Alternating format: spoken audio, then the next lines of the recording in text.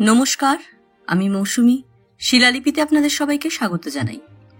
শোনাচ্ছি সাহিত্যিক জ্যোতিরিন্দ্র নন্দীর 12 ঘর এক উঠোন। গল্প পাঠ ভালো লাগলে শেষে একটা লাইক দিয়ে যেতে ভুলবেন না। এখনো যারা আমার চ্যানেলটা সাবস্ক্রাইব করেননি তাদের সকলের কাছে আমার অনুরোধ, প্লিজ আমার চ্যানেলটা সাবস্ক্রাইব করে নেবেন। পাশে যে বেল নোটিফিকেশনটা আছে সেটা অবশ্যই প্রেস করে দেবেন। আজ শোনাব উপন্যাসের 4র্থ পর্ব।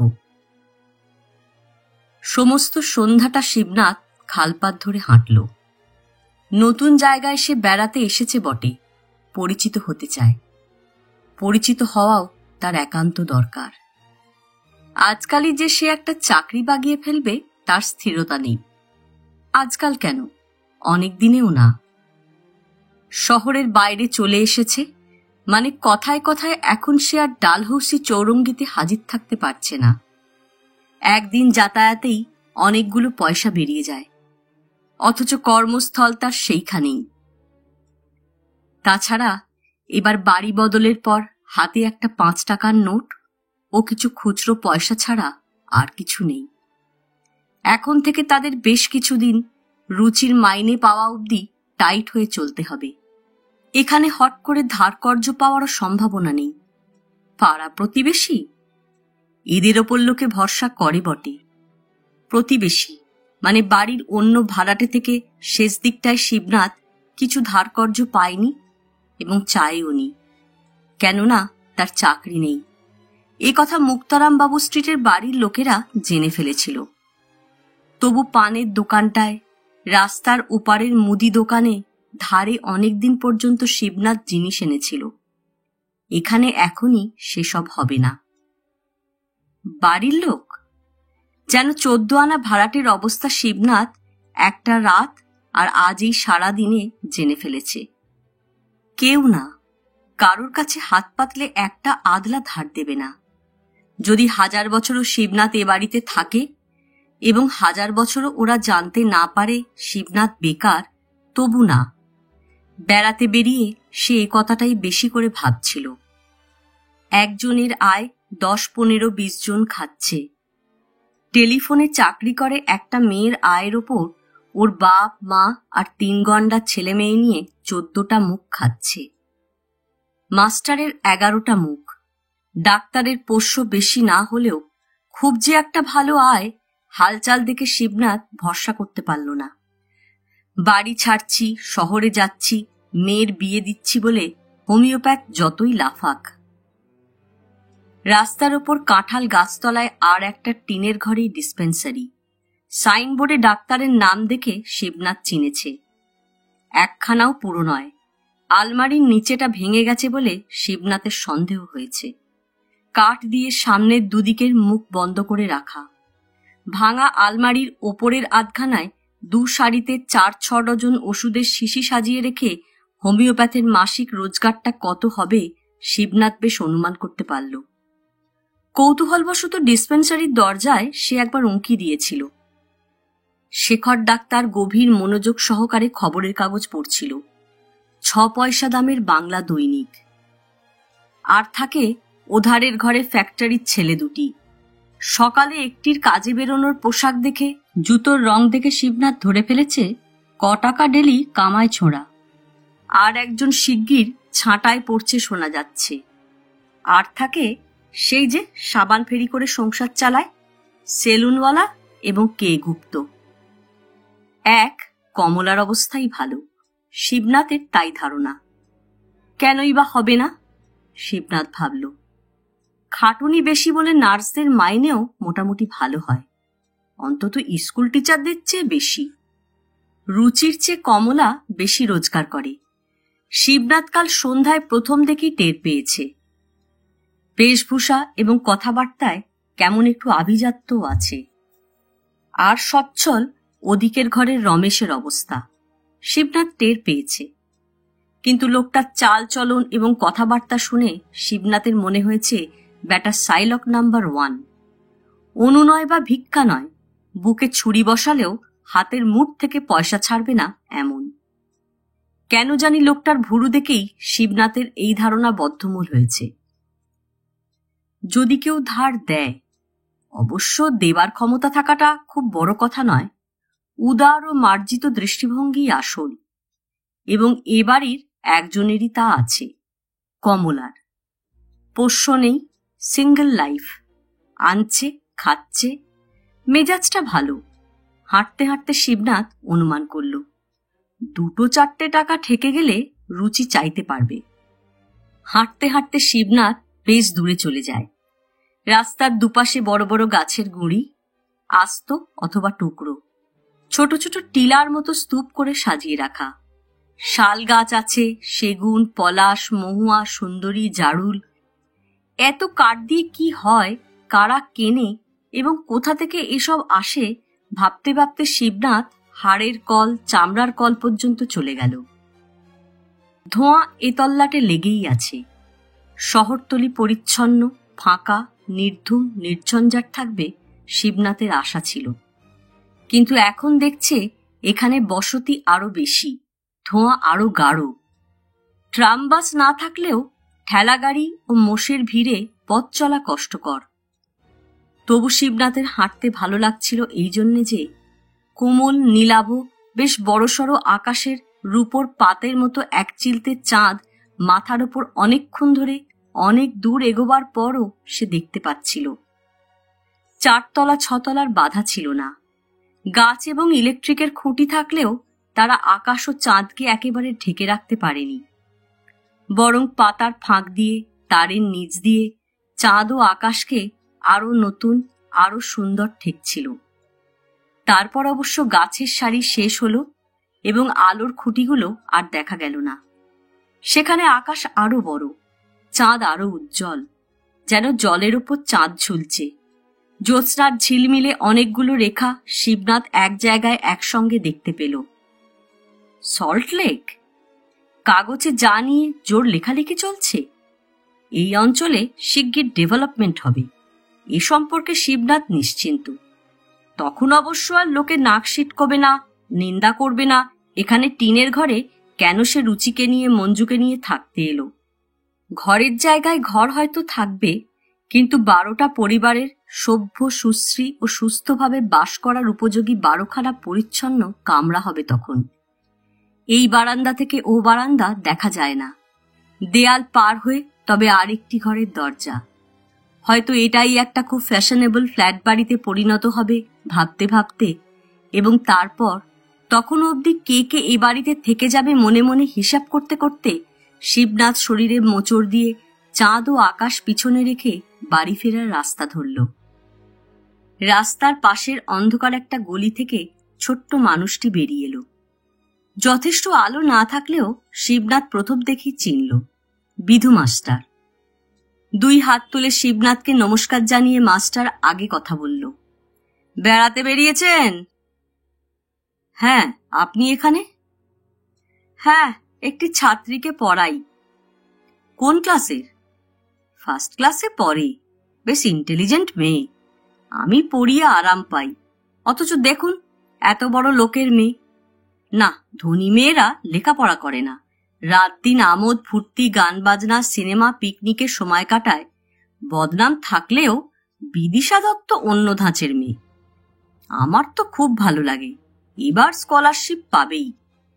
কেন জানি একটু হাসতে গিয়ে শিবনাথ গম্ভীর হয়ে গেল। তারপর প্রশ্ন করল, পড়ানো শেষ করে এখন বাড়ি ফিরছেন নাকি? হ্যাঁ, না, আর এক জায়গায় আর একজনকে, ঠিক পড়ানো নয়, আকবরের প্যাসেজের 2টো শক্ত লাইনের মানে বলে দিয়ে আসবো, এই তো কাছেই। কে সে? ছাত্র কি ছাত্রী? ধনীর মেয়ে না গরিব? আকবরের প্যাসেজের মাত্র 2টো শব্দের মানে বলে দেওয়ার জন্য মাসিক ব্যবস্থা কি? বেশ ইচ্ছে হলো শিবনাথের জানতে, জিজ্ঞেস করতে, কিন্তু দেখা গেল বিধুবাবু এক এক করে নিজের সব বলতে শুরু করেছেন। চামেলি চ্যাটার্জি, বাবা কি এক কমার্সের চেম্বারের চেয়ারম্যান, 1000 টাকার ওপর মাইনে। বিদিশার বন্ধু, যদি লেগে যায়। বিদিশা হঠাৎ আমায় সেদিন বলতে কথাটা খেয়াল হলো। বলল, আমার টিচার, আমাকে পড়াচ্ছেন পরিচয় দিয়ে চামেলিদের বাড়ি মাঝে মাঝে যাবেন, একটা দুটো সাবস্টেন্স ট্রান্সলেশন দেখে টেকে দিতে থাকুন। দুটো ইংরেজি শব্দের মানে বলে দিয়ে আসুন। রাখবে। আমার তো মনে হয় বিশেষ চামেলির মা লোক ভালো। আপনার বয়স হয়েছে, গরিব, এবং আমাকে বেশ কিছুদিন ধরে পড়াচ্ছেন জানতে পারলে চামেলির জন্যেও রেখে দেবে। ও ইংরেজিতে বেশ কাঁচা।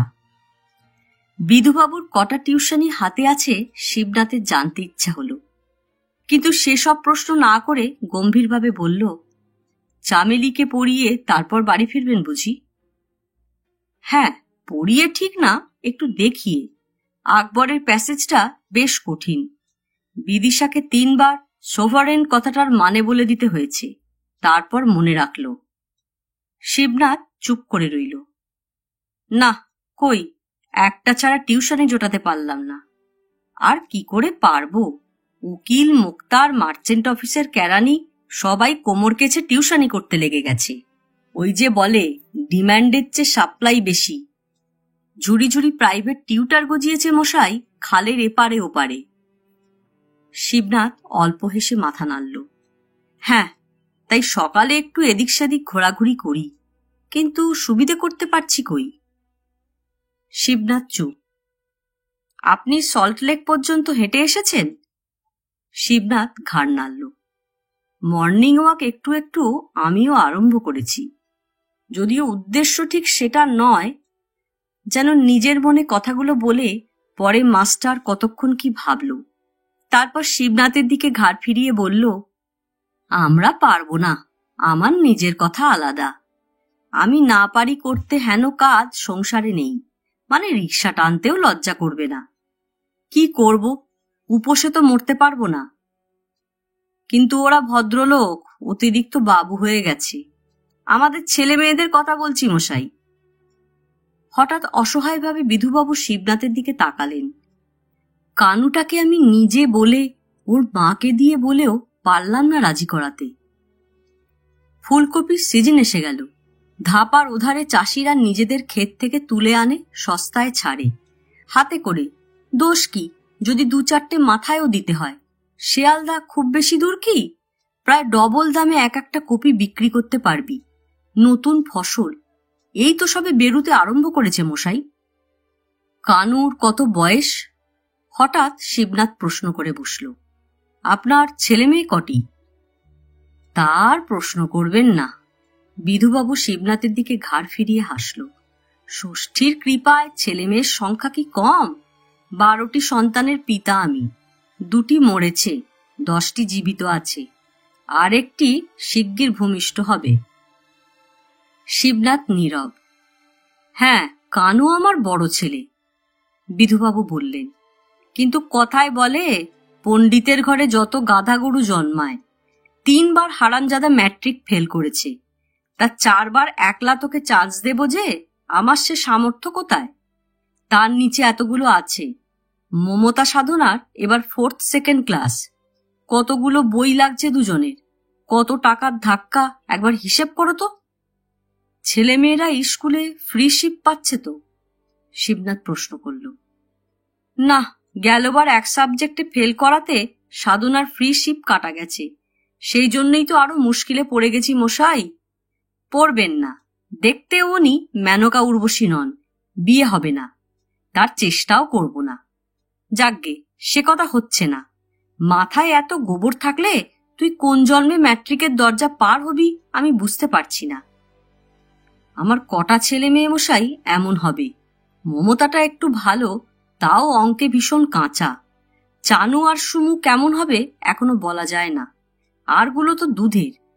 ওরা আমাকে ভালো করে ঠেকিয়েছে, বড় ছেলেটা আর বড় মেয়েটা। যেন দীর্ঘশ্বাস ফেলতে গিয়ে বিধুবাবু হঠাৎ দাঁতে দাঁত ঘষলেন। শিবনাথ চুপ থেকে হাঁটতে লাগলো। বাজারে গিয়েছিলেন আজ? মাছ পেয়েছিলেন? না, সুবিধে হয়নি। শিবনাথ একটু কাশল। চালানি ইলিশ আর চিংড়ি ছাড়া আমি তো কিছু দেখলাম না। শিবনাথ চুপ। বিধুবাবু প্রশ্ন করলেন, ডাক্তারকে ডিসপেন্সারিতে দেখলেন? না, শিবনাথ বলল। 2-1 রোগী বসে আছে দেখলাম। ওই 2-1জনই। যেন নিজের মনে বিধুবাবু হাসলেন। মশাই, চোখে ধুলো দিয়ে আর কদিন লোকের পয়সা খাওয়া যায়? শিবনাথ মাস্টারবাবুর মুখের দিকে তাকায়। মশাই, বলবেন না কারোর কাছে। অবশ্য অনেকেই এখন জানে শেখর হোমিওপ্যাথির শেখেনি, ছিল ব্যাংকের হেড ক্লার্ক। এটা অবশ্য ওর মুখে শোনা। আমার তো মনে হয় অর্ডিনারি লেজার ক্লার্ক ছিল। লেখাপড়ার দৌড় কত চেহারা দেখেই বুঝতে পারবেন। ব্যাংকে কাজ করার সময় থেকেই নাকি হোমিওপ্যাথির চর্চা। আমি বিশ্বাস করি না। চাকরিটি খুইয়ে এসে এই ব্যবসা ধরেছিল। কথায় আছে না, যার নেই অন্য গতি সে ধরে হোমিওপ্যাথি। বলে বিধুবাবু বেশ শব্দ করে হেসে উঠলেন। শিবনাথ পিছনে ও দুপাশে তাকালো। ভদ্রলোকের পোশাক পরা তেমন কাউকে দেখা গেল না। মোটে ঠেলাওয়ালা, রিক্সাওয়ালা এইসব। হঠাৎ শিবনাথের প্রায় কানের মধ্যে মুখটা ঢোকাবার চেষ্টা করে বিধুবাবু ফিসফিস করে উঠলেন, আমি কতদিন চোখে দেখেছি মশাই, স্পিরিটের সঙ্গে কলের জল মিশিয়ে ওষুধ বলে চালাচ্ছে, আর মানুষ অন্ধের মতো তা পয়সা দিয়ে কিনে খাচ্ছে। তাই নাকি? শিবনাথ ফিসফিস করে উঠল। তাই কি না? নিজের চোখে দেখবেন। থাকুন না, দুদিন পারিজাতের খোঁয়ারে বসবাস করুন, আস্তে আস্তে জন্তু জানোয়ারগুলোকে চিনতে পারবেন। কথা শেষ করে বিধু মাস্টার শব্দ করে হাসেন। শিবনাথ চুপ করে হাঁটতে লাগল। বিধুবাবুও কিছুক্ষণের জন্য নীরব থেকে হাঁটেন। বাঁদিকের আর একটা গলির কাছাকাছি এসে হঠাৎ তিনি থমকে দাঁড়ান। আচ্ছা, চলি। চামেলিদের বাড়ি এসে গেছে বুঝি? শিবনাথও হাঁটা বন্ধ করে দাঁড়ায়। হ্যাঁ, একটু ভেতরের দিকে এগোতে হবে। যেন কথাটায় তেমন জোর না দিয়ে বিধুবাবু তার চেয়ে প্রয়োজনীয় কথা পারেন। আপনি আবার কথায় কথায় না বলে দেন। অবশ্য বললেও কিছু হবে না। আমার আপনার চেয়ে ঢের বেশি পুরু শেখরের গায়ের চামড়া। হবেই। হাড় কিপটে চশমখোর, একটা টাকা, বুঝলেন? পারতপক্ষে আমি ওর কাছে হাত পাতি না। তবু আজ সকালে একটু বাজার সওদা করব বলে অনেক ভেবেচিন্তে ওর কাছে একটা টাকা কর্জ চেয়েছিলাম। টাকা তো দিলেই না, উল্টে আমাকে ইনসাল্ট করলে। কিরকম? শিবনাথ ঢোক গিলল। বলে কিনা মাসের 10 তারিখ না পেরোতে তোমরা সবাই এর কাছে ওর কাছে ধার করতে লেগে যাও। একদিন না, একবার না, ফি মাসে বছরভর। এখানে এসে অবধি দেখছি। তোমাদের কাণ্ড কারখানা দেখলে আমার লজ্জা করে। আর কি বললে? যেন প্রশ্ন করতে মনে মনে তৈরি হয় শিবনাথ। বললে এতগুলো করে এক একজনের পুষ্যি দারিদ্র্যের প্রধান কারণ এটা। আমার তো মনে হয় তোমাদের যাদের আয় কম তাদের ছেলেপুলে না হওয়াই উচিত। তাছাড়া আজকাল বিজ্ঞানের যুগে ভালো উপায় বেরিয়েছে। একটু সময় চুপ করে থেকে মৃদু হেসে শিবনাথ প্রশ্ন করল, ডাক্তার আরম্ভ করেছে নাকি? তারও তো ছেলে মেয়ে কম না। বৃদ্ধাঙ্গুলি তুলে এবং মুখে একটা বিকৃত ভঙ্গি করে বিধুবাবু বললেন, ছাই করছে। ওই মুখেই বলে। নিন্টুর পর থেকে নাকি সে জন্ম নিয়ন্ত্রণের চেষ্টা করে আসছে। আমি বিশ্বাস করি না। বুঝলেন মশাই, শেখর যদি তুলসী হাতে নিয়েও একথা বলে আমি বিশ্বাস করব না। নিন্টুর 4 বছর, তারপর আর ওদের কোনো ইস্যু নেই। এর আর কিছু। বলতে বলতে হঠাৎ আবার শিবনাথের কানের ভিতর মুখ ঢোকাবার চেষ্টা করে বিধুবাবু ফিসফিস করে ওঠেন এবং বক্তব্য শেষ হতে মুখটা সরিয়ে এনে শব্দ করে হাসলেন। মুখে সকলের কাছে বলে বেড়ায় আমার স্ত্রীর চেয়ে ওর স্ত্রী বয়সে ছোট, কিন্তু বললে হবে কি? শেখর করবে বার্থ কন্ট্রোল, তবেই হয়েছে। আর তাছাড়া ওর নিজেরও হেলথ ভেঙে পড়েছে। দেখছেন তো কেমন প্যাকাটির মতো হাত পাগুলো হয়েছে। হবে না? রাত দিন লোকের চোখে ধুলো দিয়ে পয়সা উপায়ের কথা যারা চিন্তা করে তাদের এই হয়। দেখবেন শেখর একদিন করোনারি থ্রম্বোসিস কি ওই ধরনের একটা সাংঘাতিক কিছুতে অ্যাটাক্ট হয়ে হঠাৎ মারা যাবে। শিবনাথ কথা বলল না। বার্থ কন্ট্রোল, চোরের মুখে হরিনাম। বিধুবাবু এবার নিজের মনে বিড়বিড় করে উঠলেন, এর জন্য যতটা মানে সংযমের দরকার শেখরের তা নেই, আমি হলপ করে বলতে পারি। এসেছেন, নিজের চোখেই দেখবেন। বাড়িতে এতগুলো ছেলে মেয়ে, হারামজাদা এমন হাঁ করে তাকিয়ে থাকে দেখে আমার নিজেরই লজ্জা করে। স্কাউন্ড্রেল।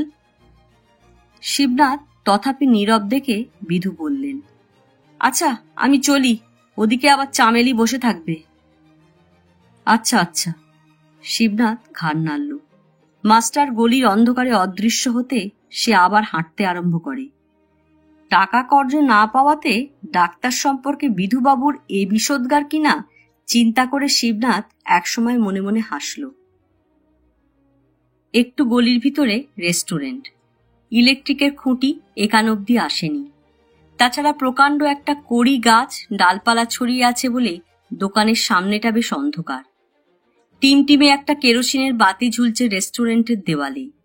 দুটো লম্বা বেঞ্চ, একটা কেরোসিন কাঠের টেবিল, কাঁচ পড়ানো 2-3টে টিনে কিছু মুড়ি, বিস্কুট ও চিড়ের চাকতি সাজিয়ে ক্ষিতীশের চায়ের দোকান।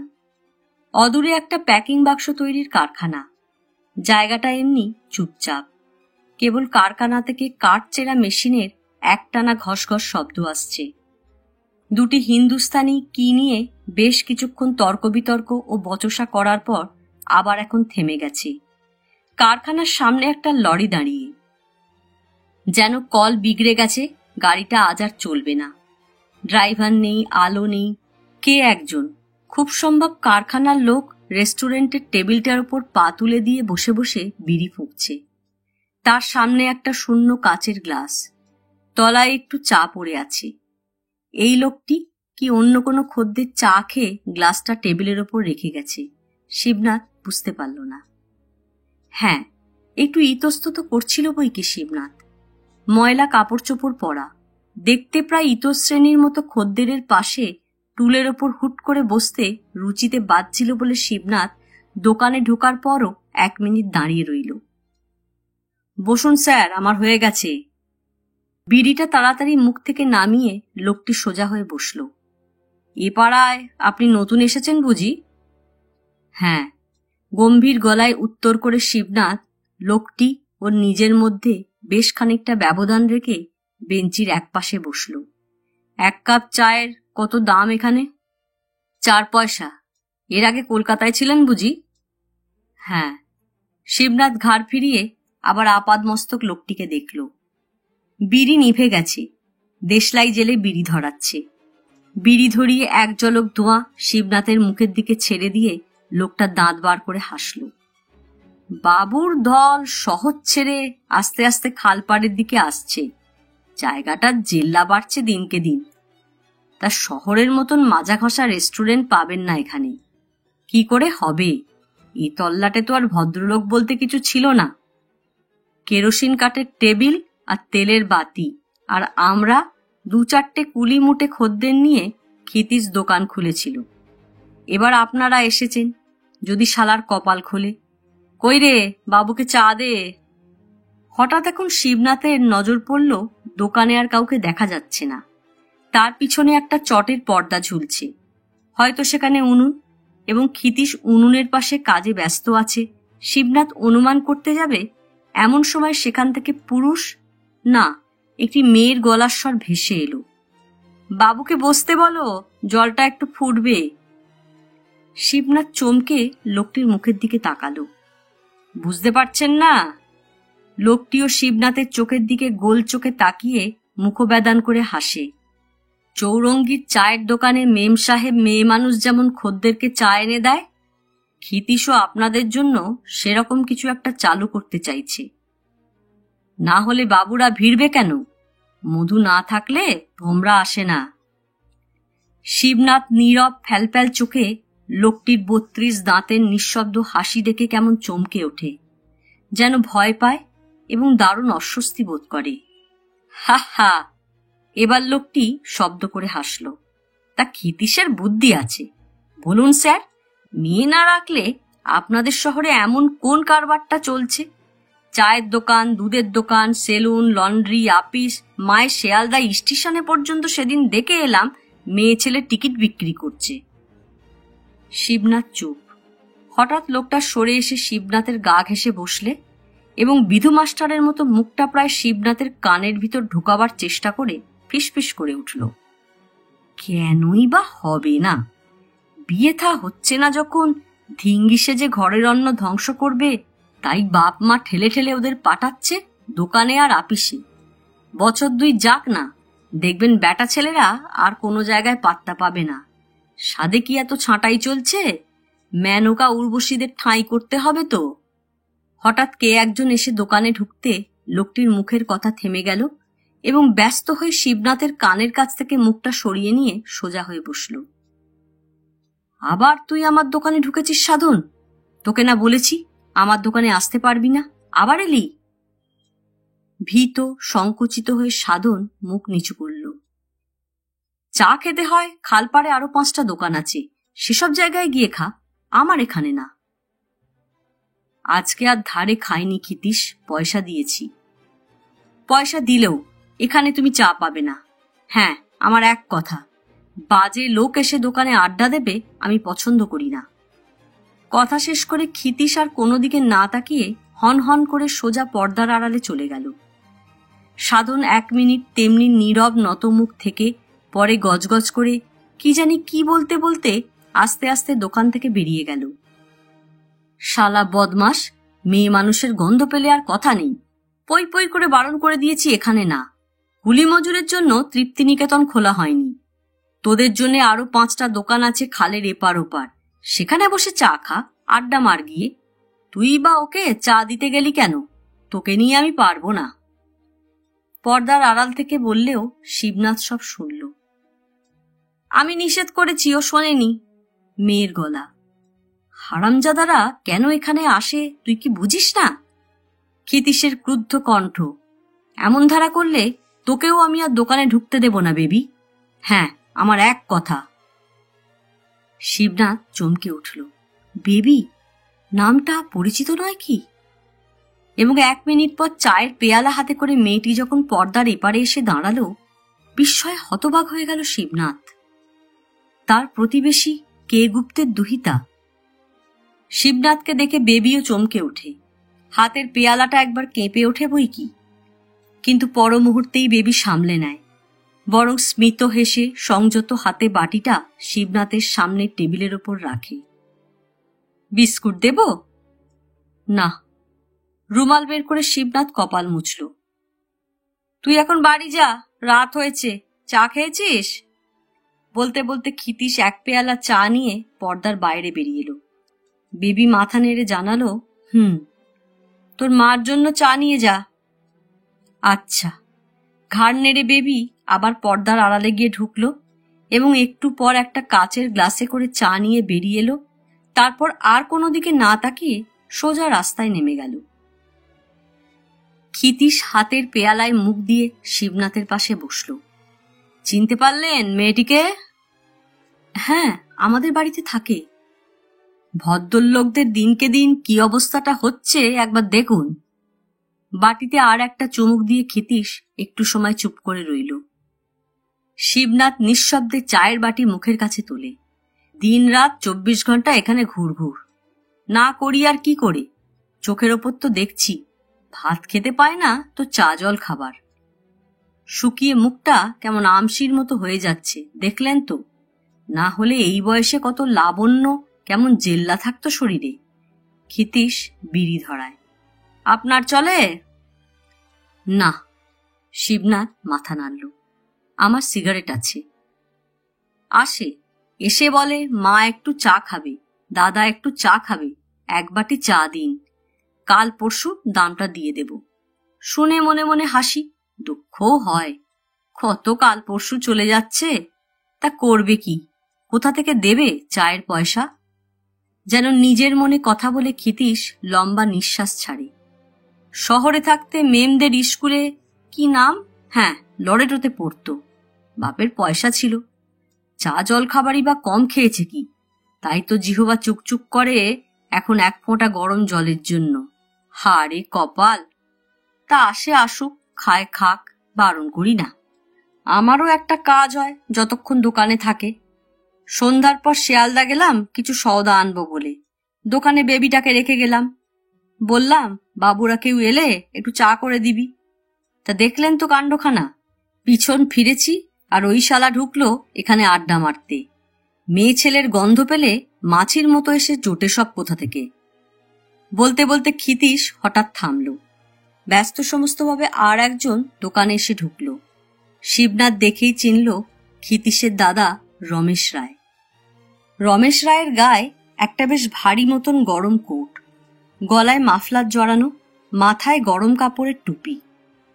কেবল তাই নয়, পায়ে মোজা, হাতে দস্তানা দেখে শিবনাথের হাসি পেল। কেননা এতটা ঠান্ডা পড়েনি যে এমনভাবে গরম কাপড় দিয়ে সর্বশরীর মুড়ে রাখতে হবে। ক্ষিতীশ হাত থেকে চায়ের বাটি নামিয়ে রেখে উঠে দাঁড়ায়। চা খাবে নাকি? না বলে গম্ভীরভাবে রমেশ রায় কেক বিস্কুটের টিনগুলোর দিকে চেয়ে থাকে।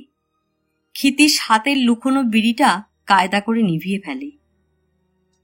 পাঁচু আসে এখানে চা খেতে? পাঁচু ভাদুরী? হ্যাঁ, মাঝে মাঝে আসে। ক্ষিতীশ দাদার মুখের দিকে তাকায়। চোখ বড় করে রমেশ রায় বলল, খবরদার ওই শালাকে দোকানে ঢুকতে দিবি না। বলে রমেশ শিবনাথের দিকে তাকায়। নমস্কার, রায় সাহেবের বাড়িতে আপনি নতুন ভাড়াটে এসেছেন? হ্যাঁ। শিবনাথ প্রতি নমস্কার জানায়। এ বাড়ির সবচেয়ে প্রতিষ্ঠাবান বিত্তশালী লোকটির সঙ্গে তার এই প্রথম আলাপ হয়। মশাই, দোকান খুলেও কি আর স্বস্তি আছে? রমেশ রায় শিবনাথের পাশে বসল।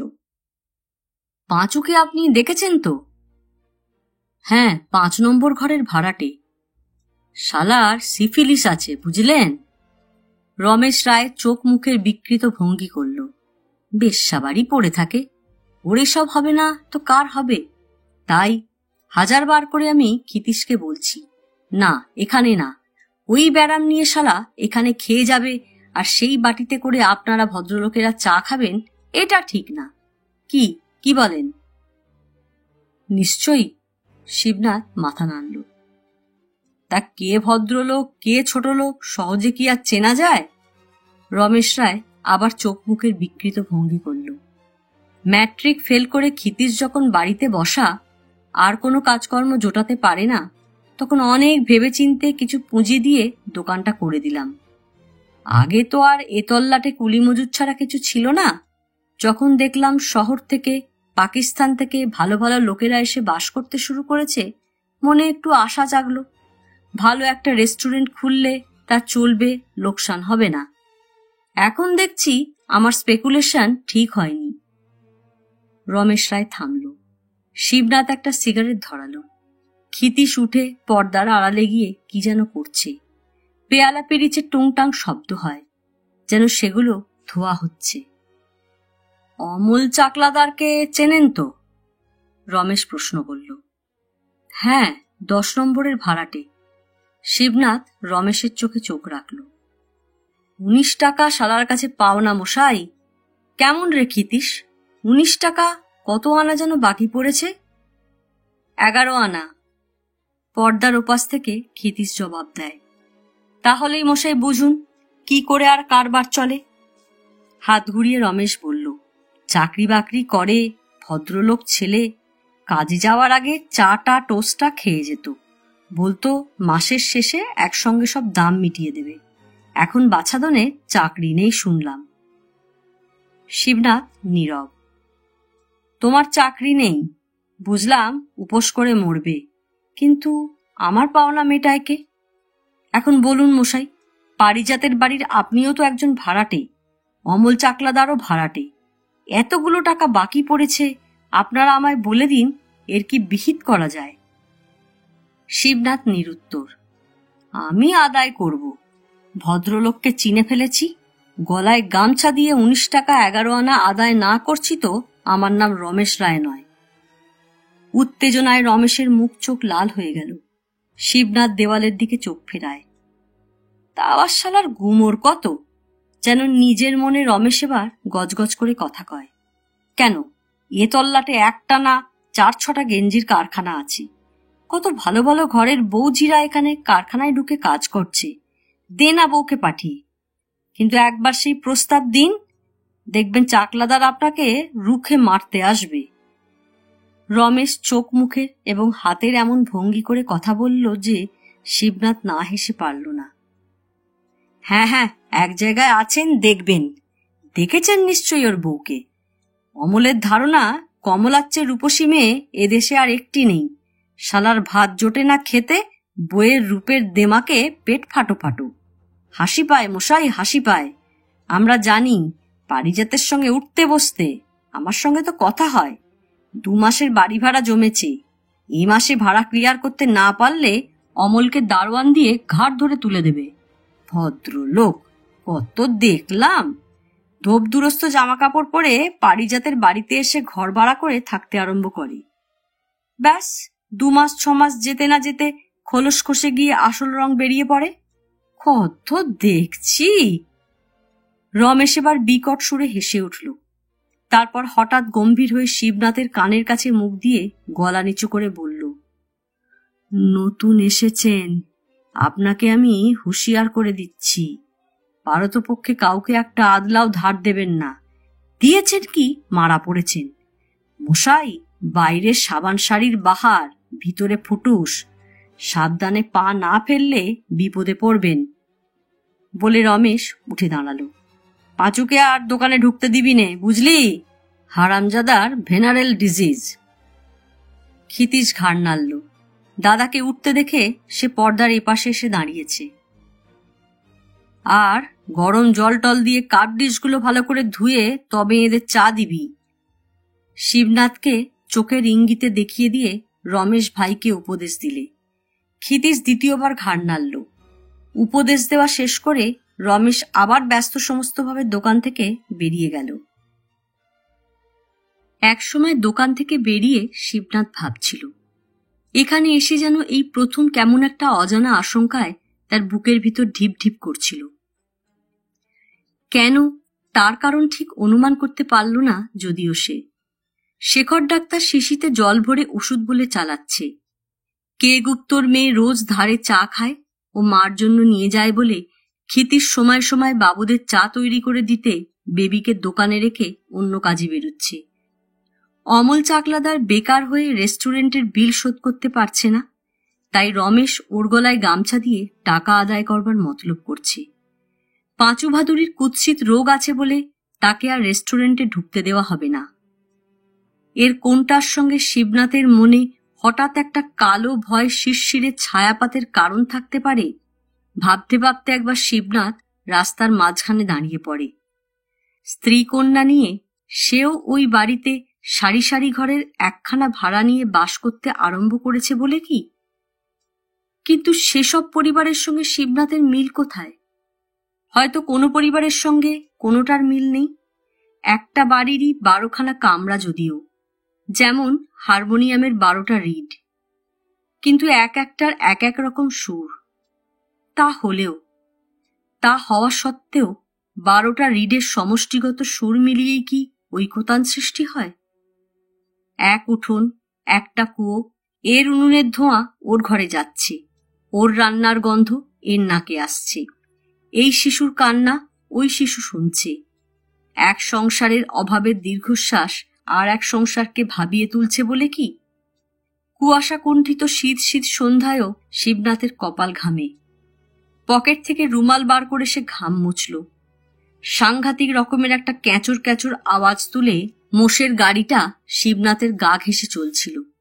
হঠাৎ গাড়োয়ানের হৈরৈ শব্দে শিবনাথ রাস্তার একপাশে সরে গিয়ে আবার আস্তে আস্তে হাঁটতে আরম্ভ করল। তা হওয়া সত্ত্বেও রুচি আর মঞ্জুকে নিয়ে শিবনাথের সংসারের চেহারাটাই অন্য সবগুলোর থেকে স্বতন্ত্র। নিশ্চয়ই শিবনাথের এখানেই জোর। রমেশ রায়ের মতো সে চায়ের দোকান খুলে বসেনি। শেখর ডাক্তারের মতো হাড় কিপটে চশমকর বলে তার বদনাম নেই। বিধু মাস্টারের সংসার যেমন বাচ্চায় পিলপিল করছে, শিবনাথের সে অবস্থা হয়নি। তাছাড়া এসব ছেড়ে দিলেও সবচেয়ে যেটি বড় কথা, রুচি উচ্চশিক্ষিতা। এ বাড়িতে আর 5টি মেয়ে কেন, কোনো পুরুষই রুচির চেয়ে বেশি লেখাপড়া করেনি।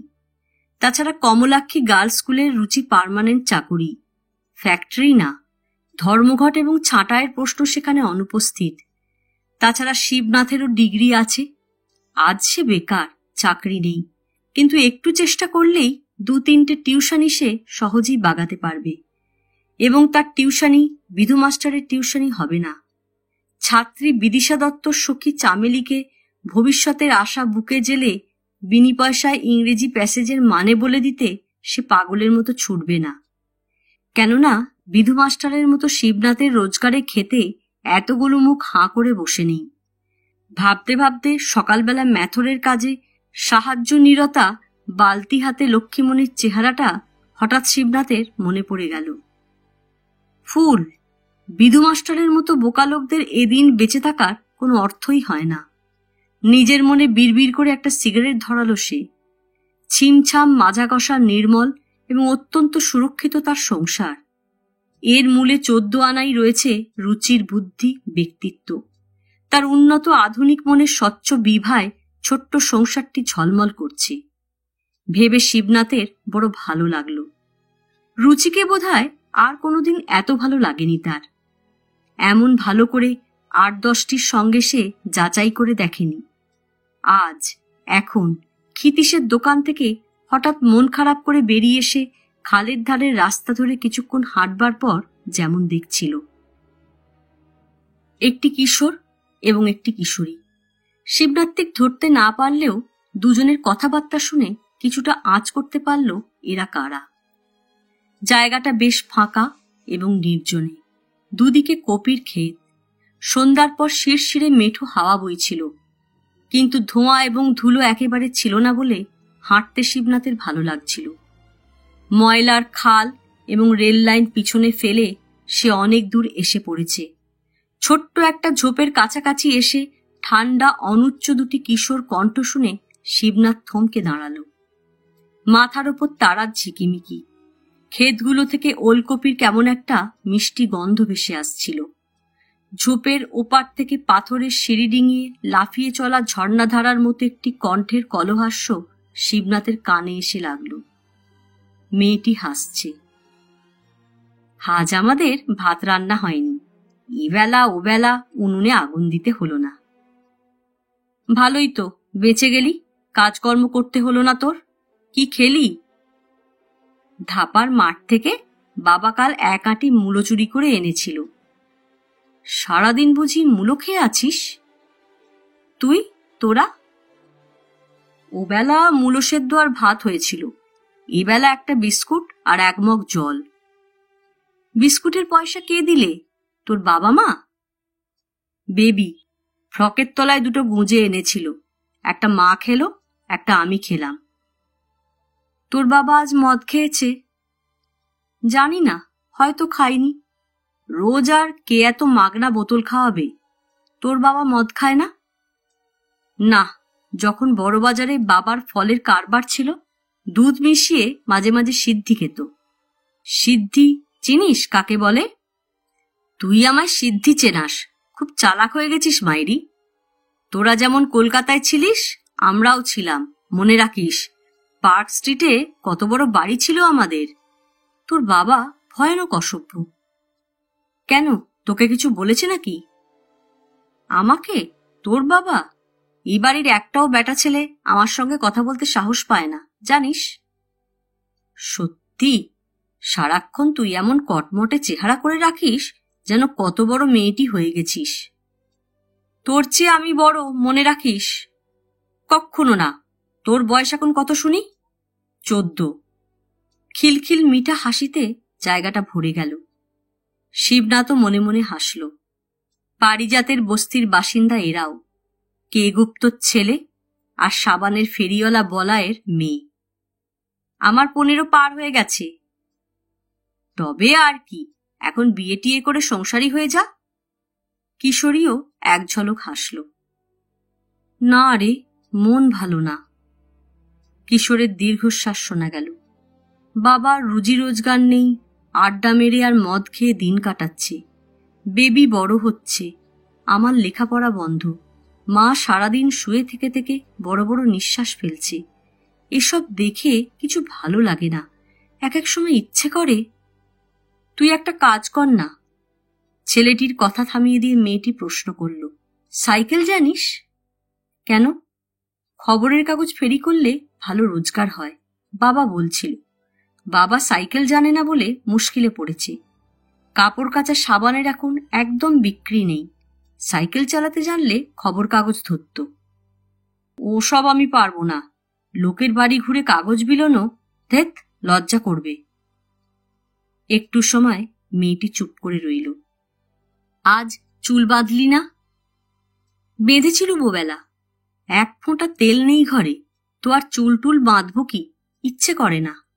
আহ, করছিস কি, ছেড়ে দে, ভীষণ লাগে। না, দেখছিলাম তোর চুল তেল না দিয়েও ভারী নরম। মেয়ে মানুষের চুল নরম থাকবে না তোকে শক্ত থাকবে? কতক্ষণ দুজনের কোনো কথা শোনা গেল না।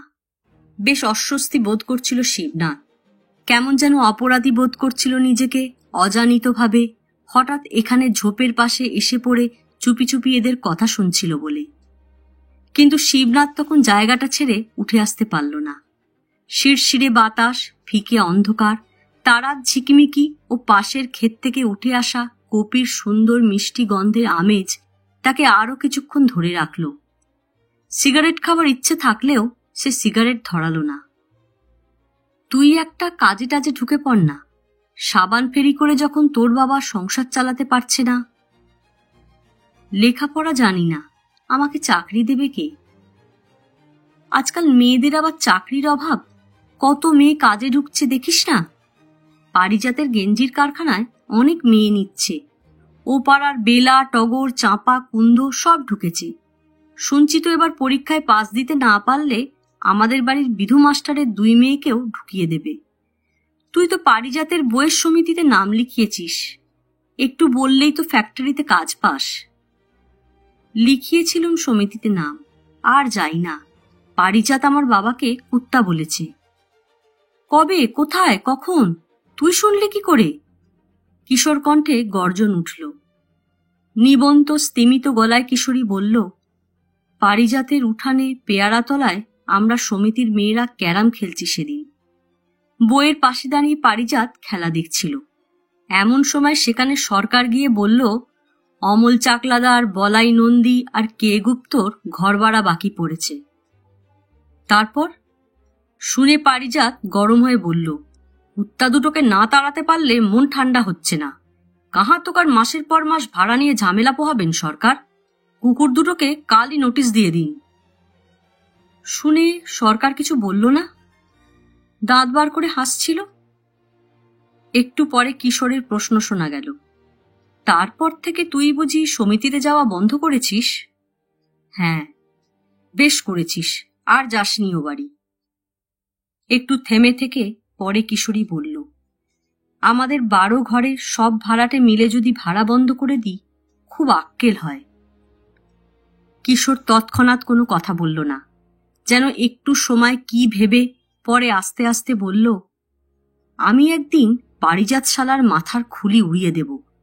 টাকার গরমে শালা সব মানুষকে কুকুর বেড়ালের মতো দেখছে।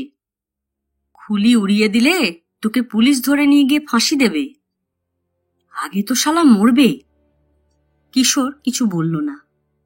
কিছুক্ষণ চুপ করে থাকার পর কিশোর একটা লম্বা নিঃশ্বাস ফেলে বলল, উফ, কতকাল সিনেমা দেখি না। আমি সেদিন ফাঁকতালে একটা বই দেখে নিলাম।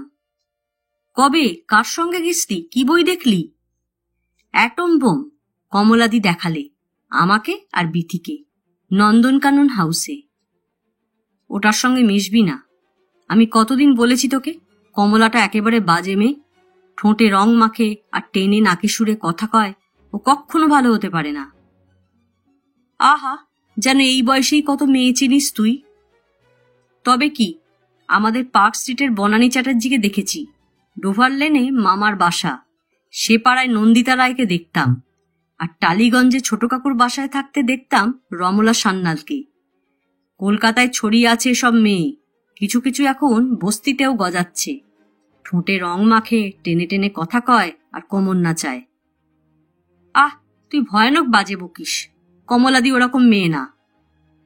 দেখবি আস্তে আস্তে, বিথিটাকে বকাচ্ছে, তোরও মাথা খাবে। কতর সিটে গেছলি 3 জনে? 10 আনা, 1 টাকা 14 আনা গেল কেবল টিকিটে, ট্রাম বাসে 13 আনা, আর রেস্টুরেন্টে 2 টাকা খেলাম, কমলাদি খাওয়ালে। তবেই বোঝ কোথায় তিনি এত পয়সা পান। নার্সগিরি করে কত আত্মার রোজগার হয় শুনি। কি জানি না। হঠাৎ যেন বিরক্ত হয়ে উঠল মেয়েটি। তুই কি বলতে চাস শুনি? কিছুই না। প্রবীণের কণ্ঠ কিশোরের। বলছিলাম চাকরি ছাড়াও ওর অন্যরকম রোজগার আছে। কিশোরী চুপ।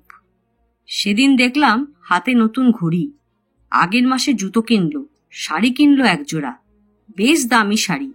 মাকে দেখাতে এসেছিল। বাবা বারান্দায় বসা ছিল। শাড়ি দেখিয়ে কমলা ঘর থেকে বেরিয়ে গেলে পর বাবা ওর সম্পর্কে যা ওপিনিয়ন দিলে, অবশ্য ঘুরিয়ে বলেছিল কথাটা মাকে, কিন্তু আমি বুঝে গেলাম। কি বুঝলি?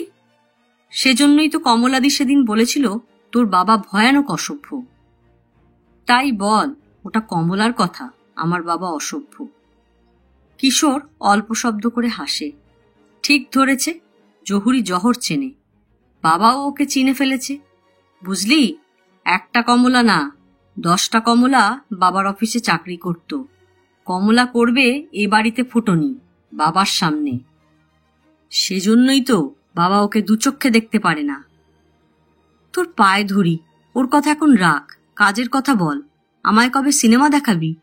খুব ভালো হয়েছে শুনছি আনারকলি। দাঁড়া, বলেছি তো একদিন আমাতে তোতে একটা ভালো ছবি দেখব। স্তিমিত নিষ্প্রভ গলায় কিশোর বলে, কিছুতেই 5 শিকে পয়সা জোগাড় করতে পারছি না। 5 শিকে আর বাস ভাড়া?